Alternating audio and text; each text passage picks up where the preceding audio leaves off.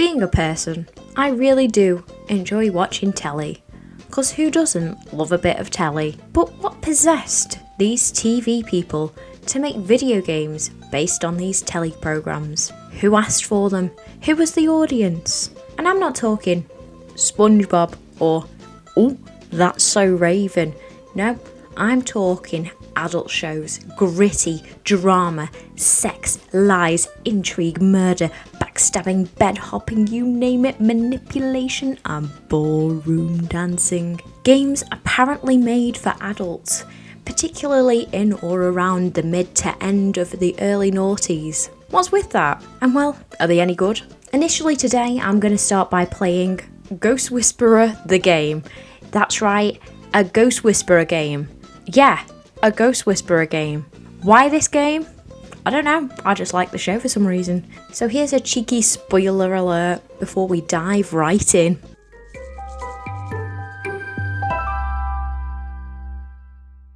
Ghost Whisperer is a hidden object based game based on the hit TV show of the same name, Ghost Whisperer.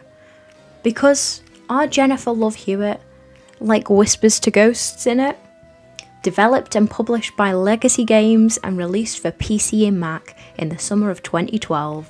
Initially the game was going to be called Ghost Whisperer Shadowlands. It was to feature challenging puzzles whilst unravelling the mysteries of 5 enthralling stories with more than 30 hauntingly beautiful environments, but only ended up featuring 2 stories. The game also includes 20 additional minigames. So, on with the story. Ah yes, the haunting opening. Can you see us? My name's Melinda Gordon. I'm married to my husband Jim. I own an antique shop with my friend Delia. I knew from the time I was a little girl that I could talk to the dead. I don't know what accent we're doing. They have unfinished business with the living and come to me for help. In order to tell you my story, I'll have to tell you theirs. So, there we go. Jennifer Love Hewitt has told us all we need to know about the old programme. Our weirdly illustrated husband and friend really is the icing on the cake. And look, we even have character bios, which were definitely ones for the scrapbook. Even this bloke, Eli James, who wasn't included in our intro, has a few fun facts pasted on the old paper. Check out our custom cursor. She's like serving classy, elegant, antique Servington, with a grand selection of 2 episodes, one of which is locked. I make the executive decision to play the only episode I can, Forgotten Toys. However, one must opt for the casual mode, no expert mode needed. I've got to have these guiding sparkles in my life. Once our weird loading screen has completed its loading, we are swiftly flung straight into an episode about toys. On a dark and windy eve, a man exits a taxi. An anonymous taxi driver says, "Oh, I hope your dad's okay." To which this bloke called David says, "I'm sure he's fine. We have a woman that's looked after him for years." Huh? He enters the manor, calling out for a Greta, and a dark shadow suddenly appears behind him, and it's only bloody Greta Thunberg. Now, I'm only joking, everyone. It's his dad, and he was like talking all this. I think he's losing the plot, and says, "Violets for my little lamb," then collapses into his son's distraught arms. Outside the manor, of course, our Melinda and Jim are not far away from any kind of shenanigans. Jim is a paramedic, doctor, something. He wouldn't be the man I loved if he stood by and did nothing. We're asked if we want to play the tutorial. I'm in the story now. I don't want to be disturbed. Diving straight into this story, we're asked to find 3 of 3 knobs. And I do be playing with these knobs. Suddenly, an ancient gate mechanism rotates and is flung open, accompanied by a path of teddy bears and lanterns lighting up, leading us towards this manor of mysteries. Upon entering, the man is getting carried away by the paramedics. His son and Jim leave a very worried Jennifer Love Hewitt on a bill in this large and haunted manor. Along with crashes of lightning, an apparition of a girl approaches Melinda, and she looks at the figure, puzzled, and is like, Don't go, bitch, let me help you. Left alone with my thoughts, one must distract themselves. I attempt to grab this lighter from a cat, but he won't let me. And all I have now to my name is this crank. So in this game, we have to play these random games where we have to find items within various jumbled environments. And within these are like terrifying ghost faces called trickster ghosts. And when you click on them, they like reveal clues. So once that's all said and done, Melinda be like, well, whoever that ghost is, they're gone now. After being such a DIY queen and fixing the carpet on the stairs, I head to the Hozzy to see our Jim, who's now a man in uniform. And this son is holding a load of pills and talking shite about that bitch Greta who disappeared. And now distraught David at the sight of a tornado happening in the hospital room, and his father's resurrected and is no longer dead. He is having a seizure instead. So it turns out in the medical profession, it is actually really difficult to dispense medication. We have to match the pairs of pills together to make people better. And the way this guy is suffering from a seizure, and it's me, Melinda, being like, bear with me, mate, I need to match these 15 capsules together. Suddenly, our friend, the ghost bitch, appears, and we ask her what the moody cow wants.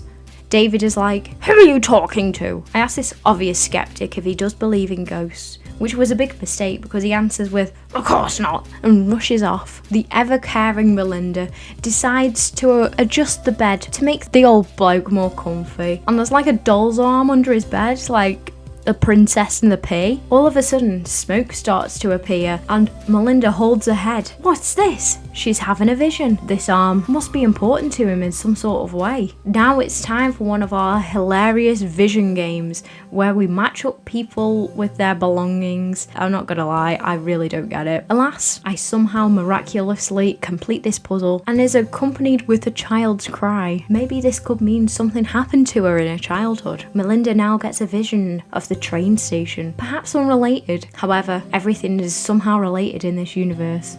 Surprised I didn't see that Francis bourgeois bloke. Melinda confides in her ever-doting Jim, telling him she thinks it's related. So, arm in hand, we head off to the train station.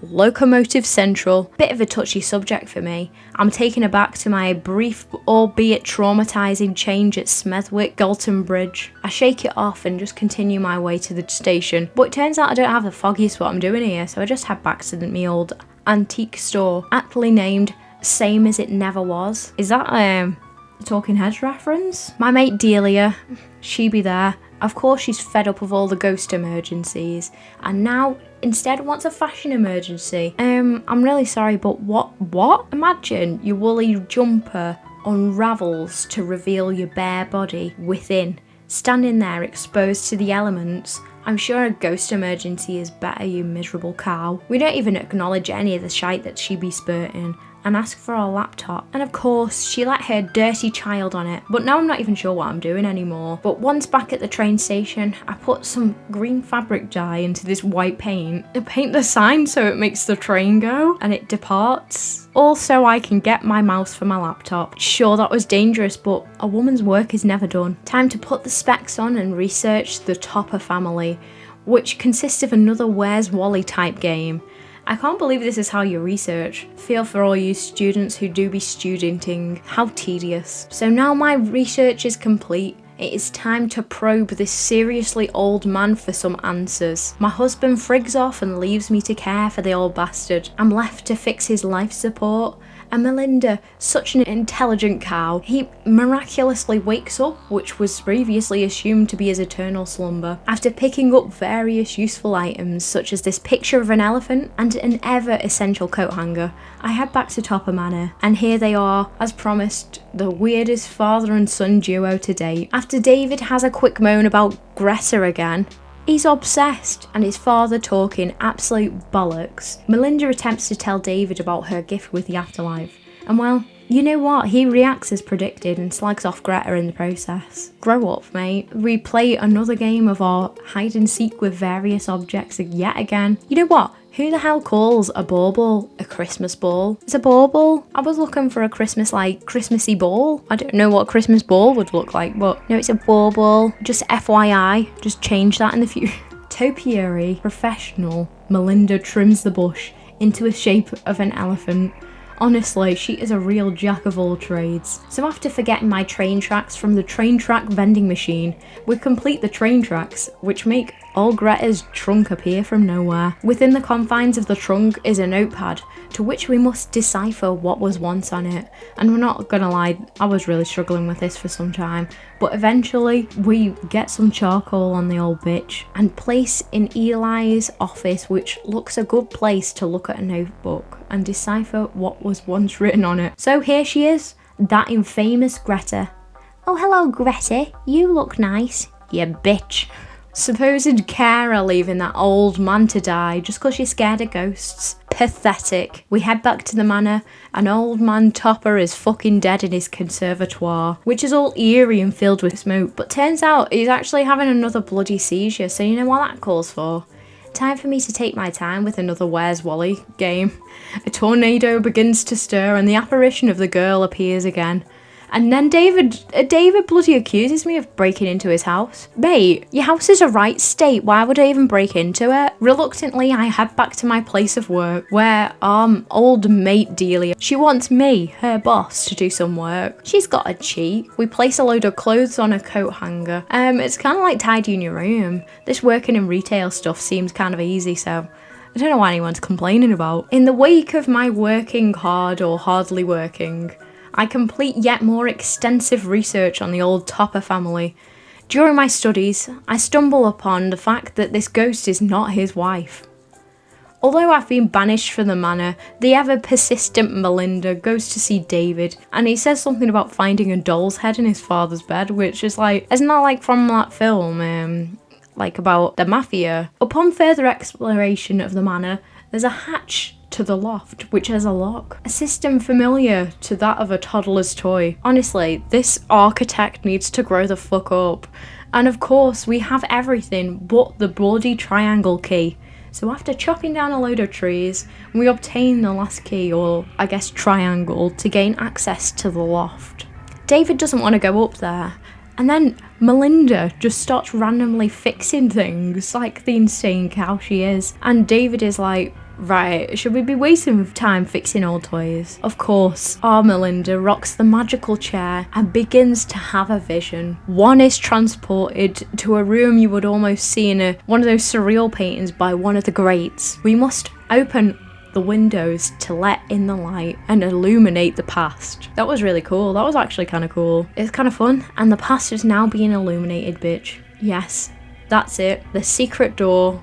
My interest has been piqued, and of course, the game fucking crashed. Alas, we are blessed with an autosave feature. Now back in Grandview, I really am on the struggle bus again, but one thing leads to another, and I'm now assembling a bloody toddling Tina toy. There she is. Our toddling Tina. She's toddling and she's Tina. And she can also walk. How horrific. The spiritual winds start winding and the ghost appears again. Melinda calls out, "Who are you?" Now the ghost be like, "I can walk, I can walk."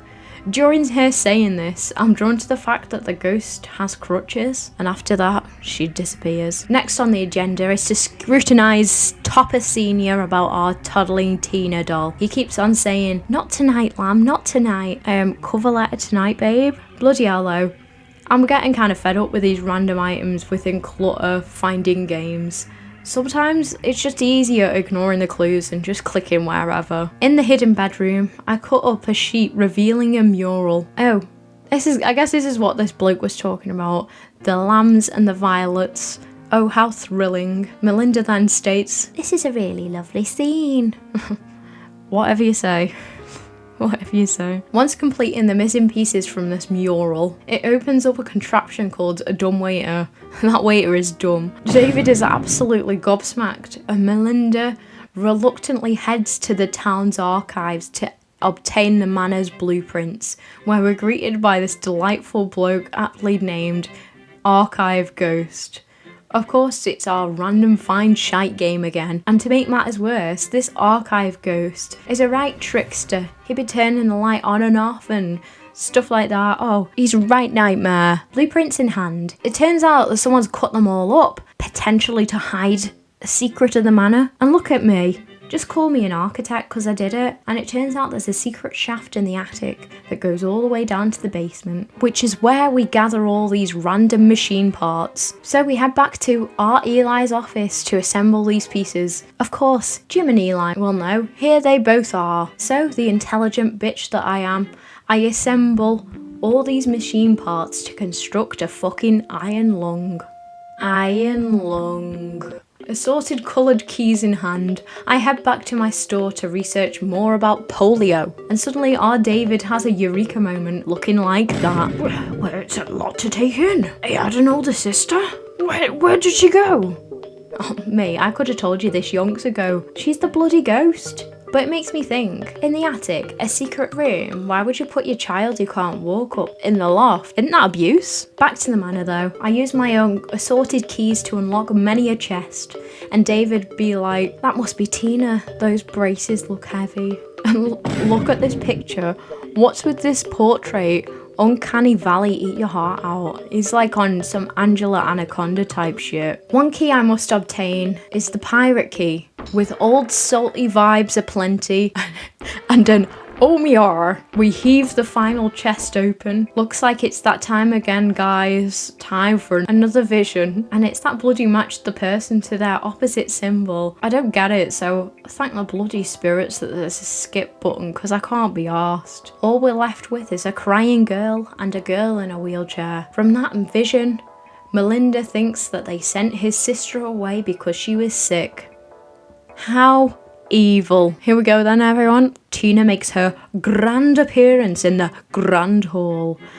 Tina, she'd be blaming her brother for being sent away. So after killing some bugs and cleverly fixing the fuse box, we restore the grand hall to what it once was. Melinda tells her it's not David's fault, he was just a baby. And father be like, it broke my heart to send you away. Ugh, I've heard it all before. Tina the ghost, do not forgive him. Do not forgive him. We zoom into Pops and he starts muttering some excuse for why they sent her away. Liza Minnelli lies. Don't forgive him. Our Tina though, she falls for it. And all of a sudden, she doesn't look as cool anymore. So I guess that means she forgives her dad. Pathetic. Tina says she's ready to go now and Topper be like, she shouldn't go alone. And I guess he fucking dies because they both walk into the light. Oh, what an abrupt ending. With all that said and done, we're done it, fellas. We've unlocked the second, last, and only other episode called A Brush with Death. And as per usual, we must play our casual mode, because Lord knows I need my guiding sparkles. This episode takes us to a gallery opening where renowned painting Butterflies in the Park is on display. My apparent bestie Delia is here too, demanding a VIP pass for the exhibition. What a stuck-up bitch. Who does she think I am? I'm Melissa. No wait, I'm Melinda. Well, actually, I'm Jennifer fucking Love Hewitt. I'm the celebrity here. Neither of them have enough cash to purchase the VIP tickets, which the vendor clearly states cash only. SMH ladies, you need to prepare for every situation, and I mean every. Melinda is only a short few cents of $45, and I don't know, is that worth it? It seems pretty expensive for a pass. Oh, wait, what? We're like taking money from the bottom of the fountain? I'm pretty sure this is like insane and also illegal. And can you imagine them? They were like, if this was like, they've got their hands in water. I bet they're even paddling. They've rolled up the trousers, taking the shoes and socks off and rummaging around for change. So after fumbling around in the fountain and struggling to figure out how American currency works, followed by making an empty promise to the viewer that I will be sure to replace them later tonight. Yeah, whatever you say. I believe you, thousands wouldn't. We entered the museum and apparently we've been enrolled into some sort of art class with this proper art dude called Professor Maynard Crab. And oh, of course, upon entering the exhibition, the paranormal spirits start stirring, creating another indoor tornado as per usual. Grandview kind of reminds me of Barkersville in The Sims 2 Pets for Game Boy Advance. Why is this town riddled with random ghosts? Why? It was a game about pets. Why were the ghosts teaching my dog's tricks? What? What can a ghost tell me? Now it's time to do what we do best, calming the spirits by finding random objects. And our reward, 5 objects have been added into our inventory that will most definitely help us on our journey towards ridding the ghost from the town. We analysed this infamous painting, Butterflies in the Park, and it's like moving. Melinda be like, it looks like the ants carried off something important from this painting. What even does she mean? Why would ants carry... Ants? What? We fix up the painting by putting shit down in them, starting initially with placing a picnic basket in the butterflies one. That should keep them happy for a little while. Saying nice snaky to this painting, and here's an evil painting of an evil fox hunting, to which we say nice doggies. Bloody miserable Delia be like, what is it you're seeing? What do you bloody think? I see ghosts, you silly mare. My rant to Delia is disturbed by an apparition of a bloke upside down and like covered in blood or something. He wails, "Armode," and then is on his way. Following that strange encounter, me and Delia head to our art class, and don't tell me, of course, bloody Delia fancies the art teacher. Oh, she's got some sort of taste. Now we must become what the Fraser Fine Arts forgery department detests so much. We must create a replica, a forgery, a counterfeit of the masterpiece that is Butterflies in the Park. Creative juices dripping off me. I was unaware this was how you painted. And once completed, Melinda be like, not too shabby if I do say so myself. Suddenly the perplexing winds begin again, along with the appearance of a ghost, who again states, I'm owed. Like, is he in Australia or something? Like, why is he upside down? Crab no longer has his specs on and like, Delia, are you sure this is your man?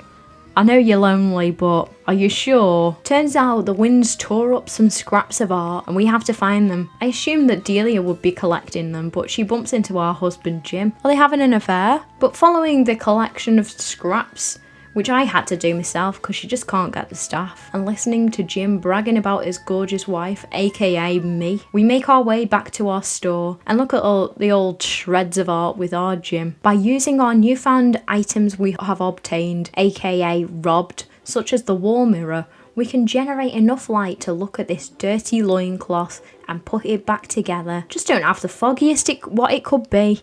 So back to the museum we go. I get chatting to this bloke called Van Ness, which I guess is short for Vanessa. And because the painting of the butterflies in the park kind of looks different to him. And what's with his face? We compare it to our fantastic copy of the masterpiece and have a cheeky game of spot the difference. Like you would on the back of your selection box or something. But he's right, the painting has changed. Melinda happens to mention the ghost. Van Ness puckers his lips and says, Ghosts! Nonsense! This is clearly the work of art vandals, and scarpers off. Melinda, after prying open a crate and glancing at a notebook, oh Delia, I feel one of my visions coming on. And wow, what a scene. We have to paint a rainbow.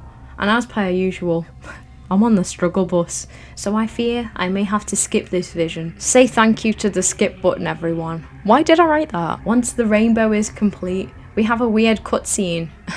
Yo, Delia, there's something scary going on here. We steal some always useful items, a screwdriver and a box cutter. Oh, how devilish of me. Melinda happens upon some hammering.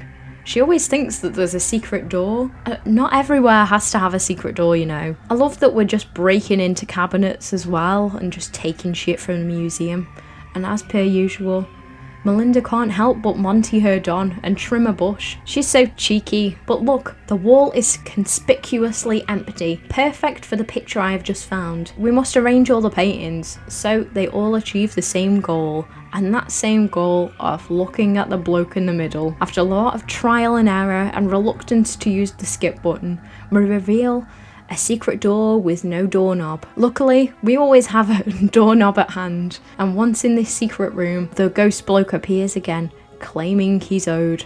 Right mate, this is getting boring now. We collect all reddened items which oddly fit into the map of the town. Meanwhile, Delia is more bothered that she's missing class. You know what? I'll just leave my laptop in this random room in the museum. Here we are in a random abandoned building. Delia is still moaning. It smells terrible in here. Shut up, you bitch, why are you following me? So after naturally smashing a hole in the floor and piecing together an old flyer that I've just found, we reluctantly head to the archives again. The Magnus archives. What if he's like Jonathan Sims and he's like, welcome to the Magnus archives. Yeah, that Jane Prentice, she traumatised me. We encounter the ghost and Melinda ain't happy. So whilst playing our little find the objects game, the ghost moves everything with an evil cackle. You know what? I ain't too happy about this myself. So, Van Ness and Lapierre have history alright, but was it written in blood? Confronting Van Ness, he now claims he's been haunted by the ghost of Charles Lapierre. We all know what that means. Time to play Spot the Difference. However, this time with an evil twist. Look at the evil butterflies in the park. We circle all the differences with blood. And once we've completed spotting those differences, our ghost appears. And guess what he says, everyone? He says, I'm owed. Then Van Ness be Van Nessing. With a whole story about how, before the show, Lapierre demanded to get drastically reduced commission. Oh, it's blah, it's boring. But then Lapierre pulled out and then got sat on fire. What a tale. Now just call me Fiona Bruce because I'm showing me the money. I only watched that show a few times, but I'm sure they remove layers of a painting. So being the talented art restorer that I am, I attempt to use the American flag to take the paint off, but I think that was against the law or something. Apparently this painting is one of the paintings that Van Ness and old Lapierre fought over. We get our Eli to help us decipher the address on the package that this painting was delivered in. It consists of me completing letters, and holy shit, the address is Grandview Museum Store. Huh? Now I'm in the museum store. And of course, the post machine is broken.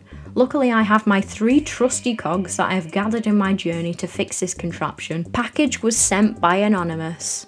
A little food for thought, everyone. And oh yeah, in our little find stuff mini game, we happen upon the scallop necklace. Same necklace that our art teacher, Maynard Crab, was wearing. More delicious food for thought.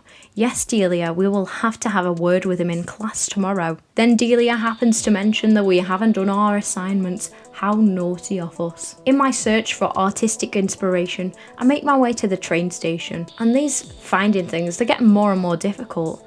And after bumping into dinner with Ryan, I hoist the American flag up for inspiration. The true patriot that I am. I'm feeling very patriotic, but creatively barren. I go back to my antique store, where I'm met by Delia and her patronising ways. Did you paint a train or wouldn't they stay long enough? Guess what, Delia? Piss off. Well, time to paint, I guess. Beret on, brush clenched in my clammy hands. I put a dress I stole from somewhere on my mannequin. Melinda says she's now ready to go on a night on the town. Ooh. And let's not forget to rob a shawl from Eli's office. Just a cheeky bit of kleptomania. It's okay, it's all for the sake of art. Turns out the painting's really difficult, and Delia's just being really horrible about my painting. I think it's actually good. Listen, love, I could fire you. Time to confront our crab. I asked Delia to keep him busy as I need to investigate this bloke. He's right suspicious. And oh my god, Delia's response. Shut up, you weird horny woman. But my suspicions are correct, and it is his necklace. Then some woman identifies Maynard Crab as the deceased artist, Charles Lapierre. Professor Crab is Charles Lapierre in disguise. The punters are astounded. Alas, he was not the culprit of art vandalism, or so Van Ness thought. Once I've collected all the art palettes scattered around the studio, I decide to show off my newfound art skills and paint the upside down bloke. Upon completion, he is summoned alongside another whirlwind, scattering paintings and such, saying, I'm owed yet again. Mate, aren't you bored? Grow up, innit? Melinda be like, the art pieces are laid out like breadcrumbs. And after collecting all I can, I happen upon this intriguing bush with a guiding sparkle. But I need a useful item to cut the bush or something. I even try the plunger, but eventually I managed to suss it out. I don't call it bloody ghost whisperer, call it fucking horticulture whisperer or some shit. Monty Don, eat your bloody heart out. So once I've completed this shite, we meet in the classroom, unclog the sink, and recreate this really scary picture of the characters from this story we've met thus far. After requesting a clue, because I've never bloody heard of what a spigot is, we hang the photo in the abandoned house, and of course, butterflies come and collect the painting. Crab scarpers off, because you know what? Butterflies are kind of scary, aren't they? Scraper in hand, I go and find him. And I guess the butterflies as well. And of course, the spigot is for the water receptacle, so we can make this dog move and get a butterfly from under its arse. And now we are playing Match the Butterflies. I'm matching different breeds of butterflies together. Oh, let's play a wee game of Snap. Not like these people are adults or anything. So once we've completed that, a horrific and uncanny class photo is revealed. We now follow the butterflies and are led to the atrium where the butterflies are swarming, which is really kind of terrifying. This pattern on the floor looks awfully familiar. We need the windows on the roof to be clear, so you know that shite about letting the light illuminate the past? I try and mop the roof multiple times. Eventually I mop successfully, and as a bag of chips once said, much better. All that's left is to touch the light, and this was the last thing that the upside down bloke saw before he died. Of course, Melinda is now getting her vision. Here we are, just the usual portrait of, taming the four horsemen. We must purify their cauldrons as they are terrorizing the angels. I click the fountain, and I've just learned what a caduceus is. Sorry, but what kind of normal person knows the name of the doctor symbol? But, Melinda's just so intelligent, and she's not normal, is she? So once we've put the correct shite in the cauldron, such as a fucking pram into the death cauldron, it's time to put the halos produced onto the angels to give them the strength to face the horsemen. And it's actually kind of cool. I like that one. We get a reconstruction of the ghost's death. And it's not blood, everyone, FYI, it's paint. The woman's like, what was that? And then her face goes to normal. And he's like, they owe me. Oh, get over it, mate. He turns into butterflies, so we fix up the gallery and also the painting. And once everything is back to normal, everyone apologizes to the ghost. That woman even says, I'll never stop loving you. The ghost goes happy and frigs off to the afterlife, and everyone clinks their glasses and cheers to our Will the Ghost. Cue abrupt credits.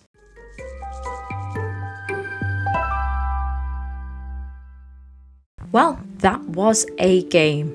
I believe I learned a lot from this game. For instance, what a spigot is. What a spigot is. And what a caduceus is. Caduceuses. And you can't say you learn a lot from video games these days. I have another video in the making for this series, so watch this space. I also have a few more Sims spin-offs that I want to explore, but fellas, I do apologise from the little change from my usual shy, but this series, it'll give me a breather from my Sims burnout. Anyway, thank you for watching as always. Until next time.